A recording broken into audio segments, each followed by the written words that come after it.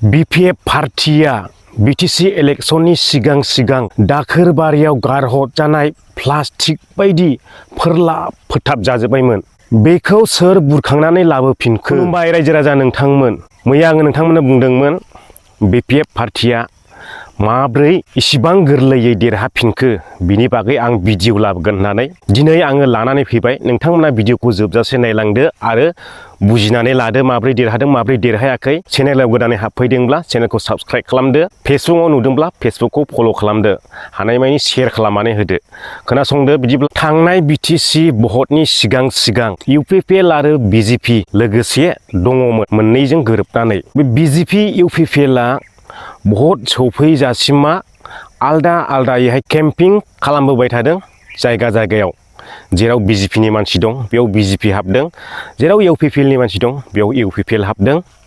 आरो UPPL दोलोनिफ्राय जेराव BJPआ meeting खालामफैदोंमोन, camping खालामफैदोंमोन, बैयावहाय बिथांमोननि आलासिफोरनि जानायनि थाखाय UPPLआ होसो मावख्रुबनानै सङै खावै जाहोदोंमोन BJPनि आलासिफोरखौ आरो बिनि माखासे लामा दिन्थिगिरिफोरखौ। UPPL आरो BJP भट सौफैजासिमा आलदायै केम्पिं खालामबोनानै जेब्ला नै गाबोन भटना जानोसै, दिनै बायदियाव BJPनि आखला मा जाखो?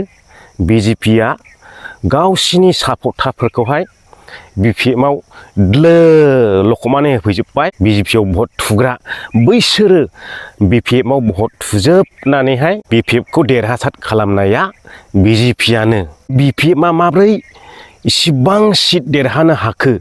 बे देरहानायनि खार'ना नैबे BJPआनो गोदानैहाय हां होफैफिननाय जादों BPFखौहाय। नङाब्ला BPFआ सोरथाब जाजोब्बायमोन। मिथिगौना रायजोफोर? माखासे गोबां कमेन्ट हरग्राबो दं। बिथांमोना हाजारखि गाज्रि कमेन्ट खालामा मानो, नाथाय खोथाया बेनो सैथो रायजोफोर। जुदि नोंथांमोना आंनि बे खोन्थानायखौ फोथायाखैब्ला आं मोनसे रावजों प्रुफ होलांबावनि। BTCआव सरखार दानो थाखाय 21 जन MCLA बा केन्डिडेटल' देरहानांगौ, अब्लानो हारसिङैनो BTCआव सरखार दानो हायो। नाथाय BPFआ हारसिङैनो 28 जन केन्डिडेट देरहानो हादों। थेवबो बिथांमोना अनलि BPFल' सरखार दानो हायाखै।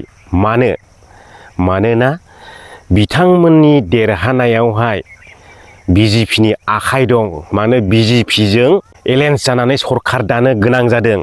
बेखौ बुजिदोंना रायजोफ्रा? नङाब्लाथ' बिथांमोना नांगौनि बारा देरहादों। बिथांमोना हारसिंनो गोसो बायदि सरखार दानो हायो, आग्लायलायबावोसो। दा बिथांमोनखौ BJPआसो हां होफैनाय बायदि जादों। आं दहाय बुंदोंना फोरलाब फोथाब जाजोब्बायमोन होननानैहाय। दा बै फोरलाब फोथाब जानानै थानायखौ BJPआसो खनथुमनानैहाय लाबोनानै बिथांमोनखौ सुनानै साफा खालामफैफिननानै बिथांमोनखौ सरखाराव फसंफैनायनि मेन बिफाङानो जाहैबाय BJP। मिथिगौना रायजोफोर?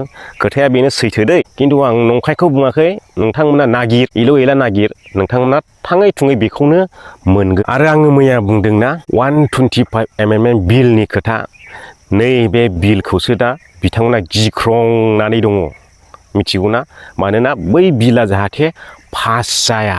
जुदि बिला पास जानानै फैबाय, बिथांमोननि सरखारानो फिनिश। आरो बेवहाय गोदानै सरखार गायसनफिननायनि सम फैफिनगोन। दा बेखौसो बिथांमोना गिनानै दङ। माखासे BPFनि सापर्टारफ्रा ओरैबायदि गाज्रि कमेन्ट होयो, नायथावजाया। माने बै कमेन्ट होनायफोरखौ नायोब्ला बिथांमोननि सान्थौनाखौ थिग नुहुरा गोजाननिफ्राय। माने बिथांमोना गावसोरनो मिथिया डेम'क्रेसिया मा। बेनिखायनो ओरैबायदि एटेक खालामो बिसोरो फेक आइडि लानानैहाय। IT सेलाबोथ' रावबो फेस देखायनो हाखाया। आरो जायनाखि एगेन्स्टआव खोथा बुंग्रा सासे ना सानैसोल' दंदां आंनि नोजोरावहाय, बिथांमोना फेस देखायनानै खोथा बुंग्रा। आरो बिनि अनगायै रावबो फेस देखायनानैहाय खोथा बुंनो हाया। जायनाखि फेस देखायनानै खोथा बुङो बैसोरो गासिनबो दानाल गोजा। बिसोरनि खुद गावसिनिनो चेनेलानो गैया। बिसोरो माने थाखा जानानैहाय उमुखखौ ओरै थुमुखखौ ओरै रायनाय दानालि गोजा बांसिनानो। खोथायासो बारा जालायलांबाय होनदां। केमेरा अर माइक लागायबायथाय खोथायानो बोरैबा हारसिंनो ओंखारलांलायलाङो। आं बारा बुंनो सानला, माने बांद्राय बुंब्ला बारा जालाङो खोथाफ्राबो। माने नङाब्ला बांसिन खिबुआव बानलु बिदै लुना होनाय बायदि दान आलौ ख्रं हैगोनो बिथांमोना। बेनिखायनो आं बारा बुंला, जि खोथाया सैथो बेखौ आङो खोन्थाबाय रायजोफोरनो। मिथियाखैमोन BPF बोरै सरखाराव फैफिननाय मिथियाखैमोन, बेनिखायनो एसे क्लियारैहाय आङो बयबो बुजिथों होननानैहाय खोन्थानानै होबाय नोंथांमोननो। खोथाया बेनो सैथो रायजोफोर। फैगौ MLA भटनाव BJPनो होनाय माने BPFनो होनाय, BPFनो होनाय माने BJPनो होनाय भटना रायजोफोर। बेखौहाय नोंथांमोना सोरखौ भट होनानै देरहा होनांगौ नोंथांमोना गाव गावनो साननो गोरोंखासैब्ला आंलाय माथो बुंलायबाय थाबावनो। आंलाय सादारन नंगौखौ नंगौ खोन्थाग्राल'सो। बेवहाय जोंहा प्रफिटबो गैया खोन्थानायनि। रायजो राजाफोरखौ दान दायथों होननानैसो खोन्थानाय जायो। बेनोसै रायजो राजा नोंथांमोन। बाय बाय।